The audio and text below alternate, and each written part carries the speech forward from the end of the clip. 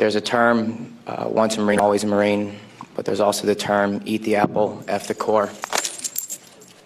I don't work for you no more. On April 18th, 2006, I had my first confirmed kill. This man was innocent. I don't know his name. I called him the Fat Man. He was walking back to his house, and I shot him in front of his friend and his father. The first round didn't kill him after I had hit him up here in his neck area. And afterwards, he started screaming and looked right into my eyes. So I looked at my friend who I was on post with, and I said, well, I can't let that happen. So I took another shot and took him out. He was then carried away by the rest of his family. It took 7 people to carry his body away. We were all congratulated after we had our first kills, and that happened to have been mine. My company commander personally congratulated me, as he did everyone else in our company. This is the same individual who had stated that whoever gets their first kill by stabbing them to death will get a 4-day pass when we return from Iraq.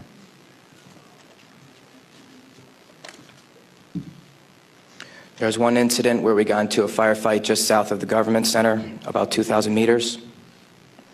We had no idea where the fire was coming from, and the way our rules of engagement were, pinpoint where the fire is coming from and throw a rocket at it.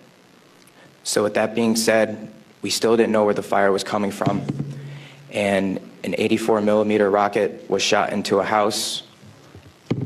I do not know if there was anyone in it. We do not know if that's where the fire was coming from, but that's what was done. This man right here was my 3rd confirmed kill. As you can see, he was riding his bicycle. Later on in the day, we went ahead and we had CBS Laura Logan with us, but she was with the other squad, and so she wasn't with us. So myself and 2 other people went ahead and took out some individuals because we were excited about the firefight we had just gotten into, and we didn't have a cameraman or woman with us. With that being said, anytime we did have embedded reporters with us, our actions would change drastically. We never acted the same. We were always on key with everything, did everything by the books. The man on the bicycle, he was left in the street for about 10 minutes until we realized that we needed to leave where we were. And his body was dragged about 10 feet to the right of him,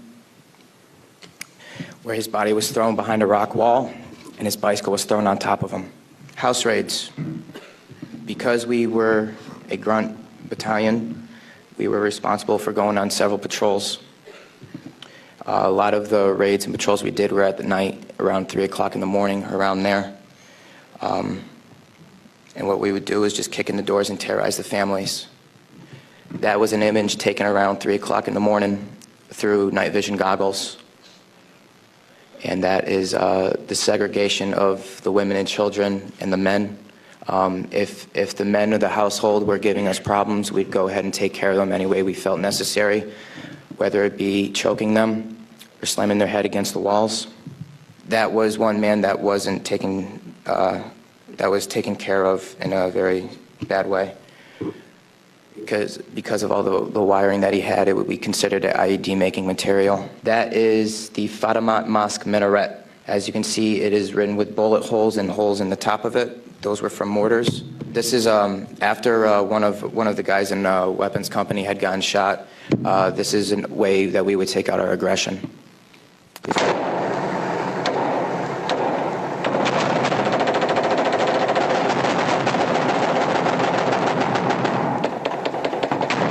For those of you who don't know, it is illegal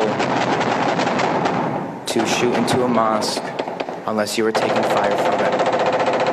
There was no fire that was taken from that mosque. It was shot into because we were angry. I am sorry for the hate and destruction that I've inflicted on innocent people, and I'm sorry for the hate and destruction that others have inflicted on innocent people. At one point, it was okay, but reality has shown that it's not, and that this is happening, and that until people hear about what is going on with this war, it will continue to happen and people will continue to die.